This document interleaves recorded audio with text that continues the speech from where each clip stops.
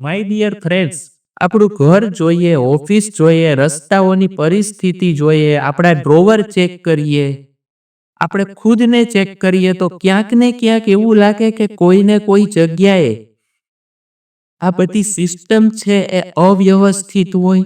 અને જો હા,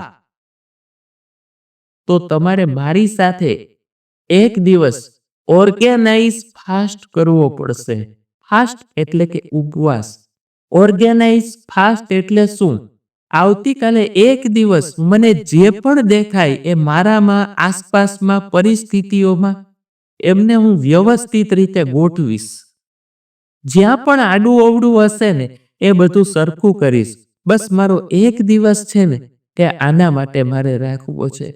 તમારા મનમાં અનેક વિચાર આવતા હશે કે એમ થોડું ચાલે. દોસ્તો, એક દિવસનો જ્યારે ઉપવાસ કરીએ છે ત્યારે બધું જ ચાલતું હોય, તો તમારે આને એમ સમજવાનું છે કે આ ઓર્ગેનાઇઝ ફાસ્ટ છે.